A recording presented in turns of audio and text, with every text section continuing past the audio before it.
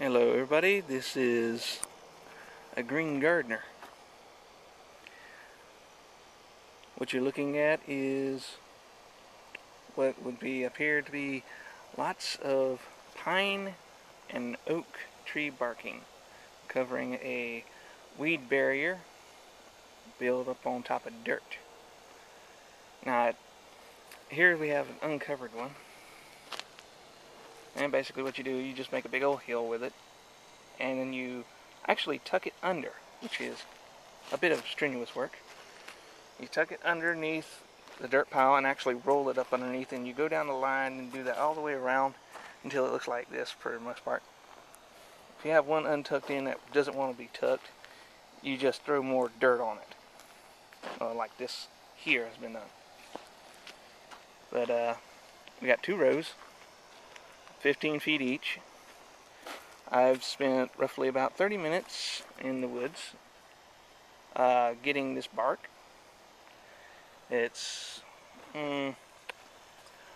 about 3-4 buckets, and you'll have pretty much. I still need to get another 2 buckets to cover that side completely. In a few minutes I'll start the video back up and I'll show you exactly how to harvest from the forest, instead of going all the way out to the local Walmart and paying a whole lot of money and the gas to get it. Alright. Okay, here we are out in the woods. I'm going to show you exactly which kind of pine tree or oak tree, depending on which ones we come across, you want to harvest and which ones you want to leave alone. First one, we got this nice kind of tree here. This bark is very close to the tree. Won't come off very easy at all. Don't even bother with it because it won't come out. It's not in the type of shedding phase, I guess you'd say. Now, over here I've already been harvesting today. Show you this kind.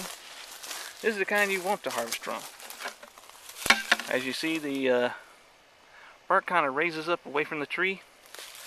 You can just barely put your hand on it and it comes right on off, just like that. You can put that in your bucket. So you can just pick it up. That's all you got to do. Just pick it up.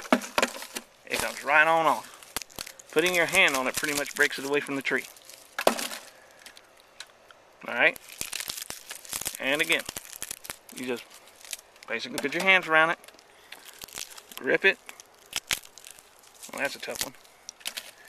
But you normally just grip it and it comes right on off in small chunks. If you take the time to snap it in half, if it comes off in long pieces, it basically just break down into sheets, which is more what you want. You can do that when you get it back to your garden if you want. Save space. But this is the kind of tree you would want to harvest. One that already looks like the bark is peeling off by itself. Now, if you got to tug really hard on it to break it off,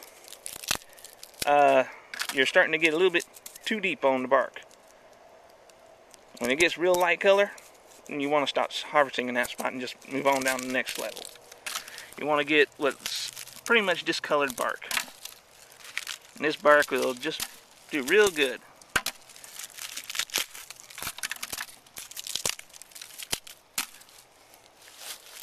As you can see here.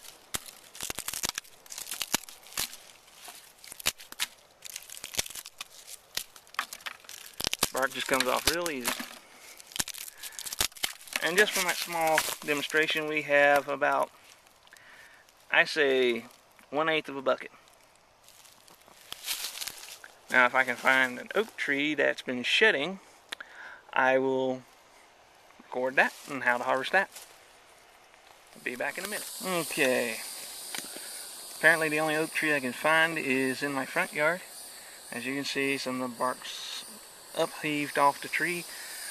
But that's not what you're really after, because if you pull on this, you're going to break off large pieces that don't want to break down, and can expose certain areas of the tree you don't want exposed because it can hurt the tree. Instead, what you want to do is look at the ground. Yeah, that's right. Look at the ground. you'll see where parts of the tree have actually fallen off. They're in fact all over the place. Pick those up with your hands, and you'll bring them over to your bucket, kind of squeeze them with your hand because they'll be kind of long, and break them up into small pieces. And that's pretty much what you do with the oak tree. That's if you want to go with oak tree bark. I mean, they're pretty much already fallen off the tree, so you ain't got to pry it off the tree. And they're really easy to break because they're not fresh off the tree. They're already, in fact, on their way to decomposition, which is pretty good for mulch, especially for your garden. Because next year, when you're plowing up your garden, you're going to pull up the cloth and then you're going to just plow in what you have left there. And add on to the soil. Especially if you have poor soil, it's really good. And I guess that concludes this little tutorial on green mulching from the forest. I'll see you next time.